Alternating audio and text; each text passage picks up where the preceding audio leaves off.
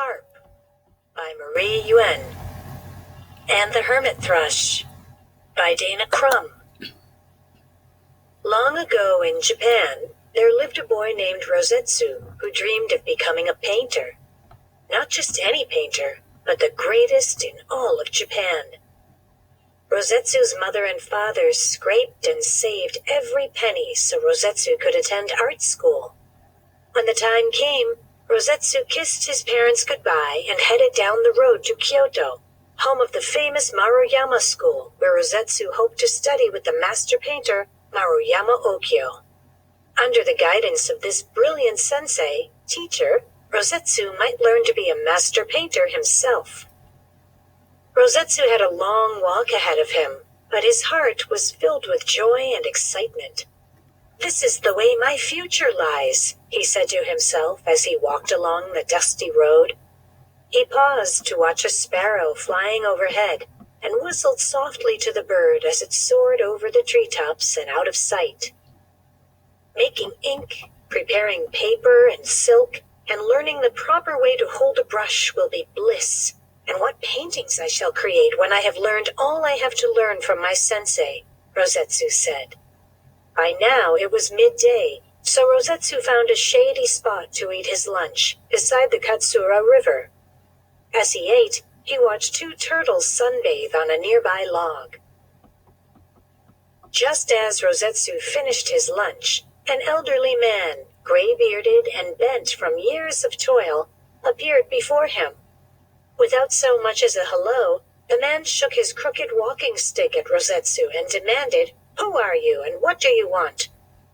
"My name is Rosetsu and I want to go to Kyoto so I can study at the feet of Sensei Maruyama Okyo and become a great painter," Rosetsu replied. "What makes you think you can be a great painter?" asked the man. "When I dream at night, that is what I am." "It's a mystery how you can become a painter when you don't even have a painting brush," replied the man, nodding and stroking his beard. Rosetsu's eyes widened, and he asked, "How did you know that I have no brush?" The man seemed not to have heard Rosetsu. "Let's see how you do without one. Paint a picture for me." "Without a brush, or ink, or paper, or silk?" "Long ago, painters worked without any of these," the man answered. "If you are meant to be a painter, prove it now, to quell the doubts inside you." "But I have no doubts about—" "Yes, you do." Rosetsu looked around in a panic until his eyes landed on a nearby tree. He broke off a twig and picked off a few berries, mashing and mixing them to form a kind of ink. And then he peeled off a piece of pale bark to paint on. With a few strokes of the twig, Rosetsu painted a picture of a sparrow and two turtles, and then he handed it to the stranger. The man stared at the painting in silence, as Rosetsu nervously drew circles in the dirt with his foot. Suddenly, the stranger clapped Rosetsu on the back and announced, "You, young man, are a painter, one destined to paint pictures more wondrous than the world has ever seen." "Thank you," Rosetsu said, a smile spreading the width of his face. Then he remembered where he was going and that he had many miles to walk before he reached Kyoto. So he bowed and said, "Now if you'll excuse me, I must be on my way." "Not before I give you this," replied the man, and suddenly, as if from thin air, he produced a painting brush, old and worn and nothing to look at, and placed it in Rosetsu's hand. Rosetsu didn't want to hurt the stranger's feelings, so he smiled and thanked him, and he put the brush in his pack. Then he said goodbye to the stranger and continued on his journey. By the time Rosetsu arrived in Kyoto, it was nearly evening, and he worried the school would be closed. He was relieved to arrive at the gate and see the gatekeeper dozing there. The boy coughed loudly, and then announced, "I am Rosetsu, and I have come to see Sensei Okyo. It has long been my dream to learn from the sensei. One day I hope to become a great painter like him." The gatekeeper yawned, rubbed his eyes, and then said, "That is a noble dream, my boy, but what if the sensei does not want to teach you?" This idea had never crossed Rosetsu's mind. Then I would plead with him to reconsider, he replied. I know he is a generous man, and when he hears my dream, he will surely take me on as his student. Said the gatekeeper, furrowing his brow. How long have you been painting? Rosetsu's heart beat faster as he responded, Not long, sir, but I am eager to learn. I also have a brush. As Rosetsu pulled the painting brush from his pack, the gatekeeper stared at it, his face reddening. Where did you get this brush? He demanded. Did you steal it? No, cried Rosetsu. I met a stranger on my way to Kyoto. He told me to paint a picture and then he gave me the brush. Did he tell you his name? No, I have no idea who he was. The gatekeeper laughed and replied, I now know you didn't steal this painting brush because you don't know its owner or its true worth. The brush once belonged to my own sensei, the great Ishida Yutei. Ishida Yutei? Rosetsu repeated, his eyes widening. He taught Sensei Okyo. Yes, I am Sensei Maruyama Okyo, and the stranger you met on your way here was Sensei Yutei. If my sensei gave you his brush, he must think highly of you indeed. Of course you will be admitted to Maruyama School. Here is your brush. Keep it safe so that one day, after proving yourself worthy, you will be ready to paint with it. Thank you, Sensei, cried Rosetsu. Rosetsu began to work and study in Sensei Okyo's studio. He started by preparing ink, paper, and silks for painting, and learning to care for and repair brushes. Each morning he eagerly awoke in hopes that he'd be found worthy enough to paint with Sensei Yutei's brush, and every night he told himself, soon, soon. 3 years passed quickly.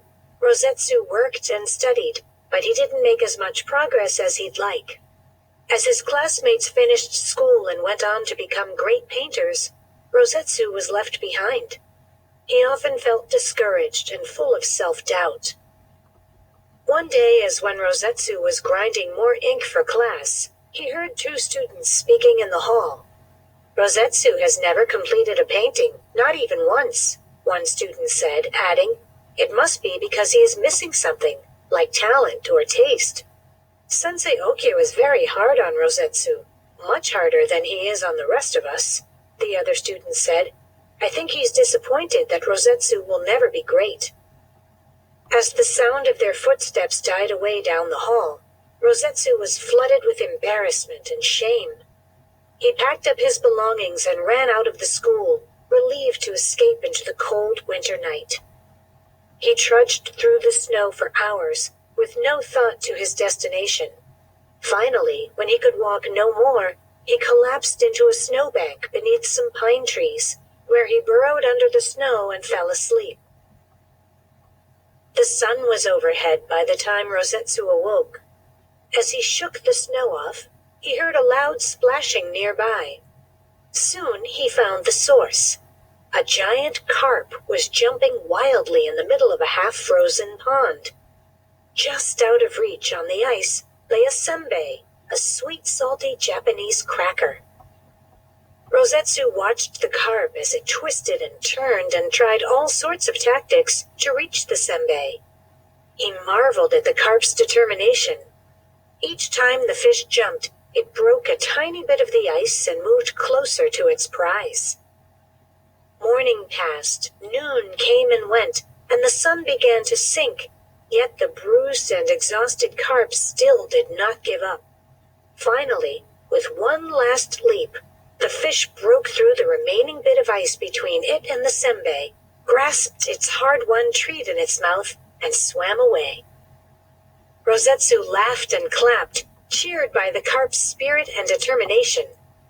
If I am to succeed, Rosetsu said to himself, I must be just like that carp, determined, persistent, and unwilling to give up. I'll ask Sensei Okyo how I can become worthy of Sensei Yutei's brush, and then I'll persevere until I gain my prize. Rosetsu returned to the Maruyama school with a fire in his belly and a gleam in his eyes. The next day, he was granted permission to meet privately with Sensei Okyo. I'm must know why I have been kept behind these 3 years, when all of my classmates have surpassed me, Rosetsu said. Have I been careless with my work? No, the sensei replied. You are a conscientious worker, but your own doubts have held you back. A great painter doesn't abandon his paintings halfway through for fear they won't be good enough. You must believe in your own talents if you want others to do so. Rosetsu said, So you don't think I am without talent? Had you no talent, I wouldn't have accepted you in the first place. Did not Sensei Yutei give you his brush? Yes, Rosetsu said.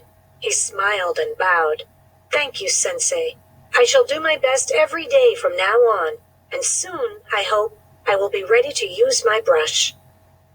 Rosetsu studied and worked harder than ever, and he completed many paintings, each one more dazzling than the last.